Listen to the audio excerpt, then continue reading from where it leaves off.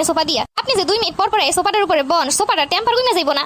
আরে আমার বাপের দাও কত স্বাদের সোফা, দেখেন এই যে আপনি বইতে বইতে ঠালা করে ফেলাইছেন। থাক থাক বাবা, তোমার বাপের সোফা আর আমি বইতাম না। এখন কেমন লাগে? খুব তো কইতেন বাপের বাড়ি দিয়ে জিনিস আনো জিনিস আনো, ছেলের শ্বশুর বাড়ি দিয়ে জিনিসপত্র আইনা বইতে খুবই মজা লাগে, তাই না? থাক বাবা, তোমাকে সোফা আর বইতাম না।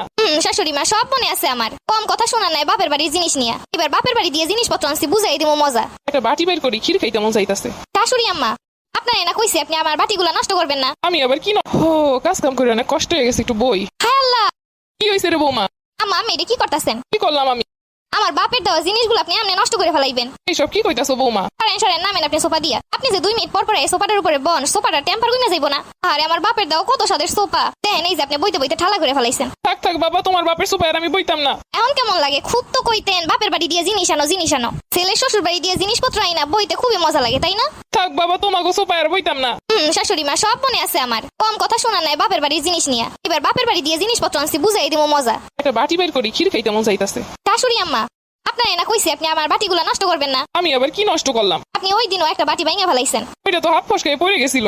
আমার বাপের বাড়ি দিয়ে জিনিস আনছি কি আপনারে দিয়ে ভাঙানোর জন্য? আমি কি আর ইচ্ছা করে ফেলাইছিলাম? হাত দিয়ে পড়ে গেছিল। মনে আছে যখন আমি প্রথম আইছিলাম তখন আপনি আমারে কি কইছিলেন? আমার হাত দিয়ে একটা গ্লাস পড়ে গেছিল ধুইতে গিয়া, তখন তো ঠিকই শোনাইছিলেন বাপের বাড়ি দিয়ে কয় হ্যাঁ আনছো যে গ্লাস ভাঙতে আসো। এখন যে আপনি আমার জিনিসপত্র ভাঙতেছেন, আপনার এখন কি কোন উচিত? থাক থাক বাবা, তোমার জিনিস আমি আর ধরতাম না। কেন এই কথা যখন আমি নতুন আইছিলাম তখন মনে ছিল না? মনে আমার স্বাদের জিনিসপত্র আমার বাপ অনেক কষ্ট করে দিছে। একটা জিনিস আপনারা নষ্ট করবেন না, যা লাগবে আমারে কইবেন, আমি দিয়ে আবার সুন্দর করে তুলে রাখবো। হাইরে কপাল, আগেছিলাম যা ছিলাম ভালোই ছিলাম। জিনিসপত্র আননের পর দিয়ে তো জীবনের উপর দিয়ে ঝড় তুফান বইতাছে। বইব না ঝড় তুফান তো বই আমার উপর দিয়ে যত ঝড় তুফান নিছেন এখন সেগুলো আপনাদের উপর দিয়ে বইতাছি। শাশুড়ি আম্মা সারাদিন গায়ে বাতাস না লাগাই তো একটু কামও করতে পারেন। আমি নাকি গায়ে বাতাস লাগাই ঘুরি? এই যে টেবিলের উপরে সকালবেলা খাইয়ে গেছেন, টেবিল একটু পরিষ্কার করতে পারলেন না? আমার বাপের বাড়ি দিয়ে জিনিসগুলো দিছে আর এইভাবে নষ্ট করে ফেলাইবেন আপনারা? এটা আমার বাড়ি, আমি কেমনে চলবো? তোমার কাছে জিগামু? ঠিক আছে এটা আপনার বাড়ি, কিন্তু জিনিসপত্র তো আমার। আমার জিনিসপত্র এইভাবে সেভাবে নষ্ট করবেন তা তো হইতে দিব না। আমি যখন প্রথম এই বাড়িতে আইছিলাম তখন কইছিলেন ডাইনিং টেবিল নাই, নিজের ঘরে গিয়ে খাবার খাও। বাপের বাড়ি দিয়ে আনছো যে ডাইনিং টেবিলে বসে খাবার খাবা। হয় বাবা, ভুল হইছে, তোমার বাপে ডাইনিং টেবিলে বসে খাওয়া।